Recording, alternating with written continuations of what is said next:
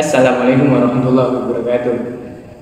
Innal hamdalillah nahmaduhu wa nasta'inuhu wa nastaghfiruh wa na'udzu billahi min syururi anfusina wa min sayyiati a'malina may yahdihillahu fala mudilla lahu wa may yudlil fala hadiya lahu. Asyhadu an la ilaha illallah wa asyhadu anna Muhammadan abduhu wa rasuluh la nabiyya ba'da. Awalan hayya nasrullah azza wa jalla alladzi qad a'tana ni'matan katsiratan hatta nastati'a an naqbila fi hadha makanin mubarak insyaallah. Saniyan salatan wa salam ala habibina Mustafa qudwatul ummati Muhammad Muhammad sallallahu alaihi wasallam. Alladzi qad akhrajana min dhulumati ila nur wa kadzalika illa siratal mustaqim wa an'ama alaina min nuril iman wal islam wal ihsan. Amma ba'd. Sahabat Historia berbahagia, saya di sini akan menyampaikan kultum yang berjudul 3 tips konsisten beribadah selama Ramadan.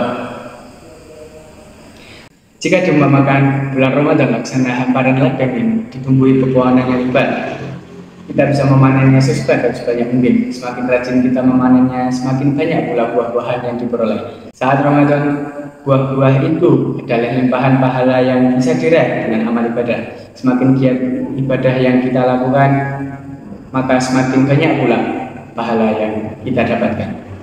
Namun demikian, ibadah adalah persoalan iman. Iman terkadang ia bisa naik dan terkadang ia bisa menurun. Hal demikian juga kerap dijumpai saat Ramadan. Memasuki awal bulan, ibadah masih aman, masjid dan musola masih ramai dipenuhi jamaah sholat tarawih, suara tadarus Al-Quran masih melantang di mana-mana, dan sejumlah ritual keagamaan lainnya yang berkaitan dengan Ramadan. Sayangnya begitu memasuki separuh bulan terakhir, semangat ibadah tidak lagi sebesar di fase awal. Jamaah tarawih mulai berguguran satu persatu, semangat tadarus Al-Quran mulai menurun, dan sebagainya. Sebab itu, berikut adalah 3 tips yang kita bisa lakukan agar semangat ibadah tetap terawat selama Ramadan. Tips yang pertama adalah tidak makan terlalu banyak. Qala Allah Ta'ala fil Qur'anil Karim, a'udzu billahi minasyaitonir rajim. Ya bani Adam khudhu zinatakum inda kulli masjidin wa kulu washrabu wa la tusrifu innahu la yuhibbul musrifin. Yang artinya, wahai anak cucu Adam, pakailah pakaianmu yang indah pada setiap memasuki masjid dan makan serta minumlah, tetapi janganlah berlebihan. Sesungguhnya Allah tidak menyukai orang-orang yang berlebihan.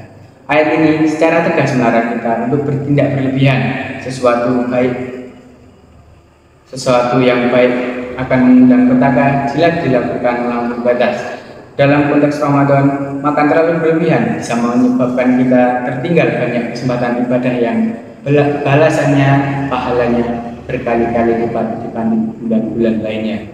Terkait batas konsumsi makanan yang ideal, Rasulullah Shallallahu Alaihi Wasallam pernah bersabda dalam hadis riwayat Tirmidzi, yaitu tiada tempat yang manusia isi lebih buruk daripada perut. Cukuplah bagi anak Adam memakan beberapa suapan untuk menegakkan bulunya. Namun jika ia harus melebihinya, hendaklah sepertiga perutnya diisi untuk makanan, sepertiga lagi untuk minum, dan sepertiga lagi untuk bernafas. Hadis riwayat At-Tirmidzi. Menguatkan hadis di atas, Imam Syafi'i juga pernah menyampaikan, makan terlalu kenyang membuat berat badan naik, menjadikan hati keras, menghilangkan kecerdasan, menyebabkan kantuk, dan menjadikan malas beribadah. Yang kedua, hindari perbuatan maksiat.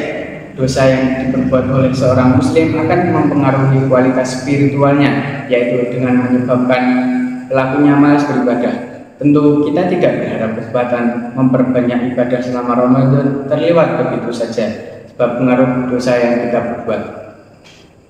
Berkaitan dengan hal ini, Ibnu Abbas pernah berkata, sesungguhnya pada kebaikan terdapat sinar pada wajah, cahaya dalam hati, kelapangan dalam rezeki, kekuatan pada badan, dan kecintaan pada makhluk. Dan sesungguhnya pada kejelekan terdapat kegelapan pada wajah, gulita dalam kubur dan hati, kelemahan pada badan untuk beribadah, kekurangan rezeki, dan kebencian pada hati makhluk. Yang ketiga, tidak berlebihan dalam beribadah. Segala hal yang berlebihan tidak baik sekalipun dalam beribadah. Dalam melakukan amalan-amalan sunnah selama Ramadan, kita perlu melakukan secara proporsional, yaitu dengan mengukur sejauh mana kemampuan yang kita miliki. Jangan sampai karena terlalu banyak porsi ibadah yang dilakukan akhirnya memberatkan kita sendiri sehingga merasa kapok untuk meneruskannya. Rasulullah pernah bersabda dalam hadis Al-Bukhari, lakukanlah amal-amal yang kalian anggap sanggup melaksanakannya, karena Allah tidak akan berpaling dalam memberikan pahala sampai kalian lebih dulu berpaling dalam mengerjakan amal.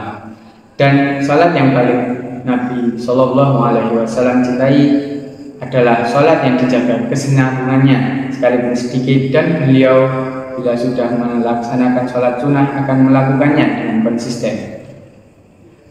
Dalam suatu hadis riwayat Al-Bukhari pernah dikasahkan bahwa Rasulullah Shallallahu Alaihi Wasallam memarahi kelompok sahabat yang memiliki semangat ibadah yang besar, sehingga dikhawatirkan membahayakan pengamalnya. Saat itu mereka ada yang bertekad menghabiskan seluruh malamnya untuk beribadah, berpuasa setiap hari, bahkan ada yang berniat membujang seumur hidup hanya untuk fokus beribadah. Nabi yang mendengar kabar ini segera menegur mereka dengan tegas. Mari warnai Ramadan dengan spirit ibadah yang terawat sampai bulan suci berpamit.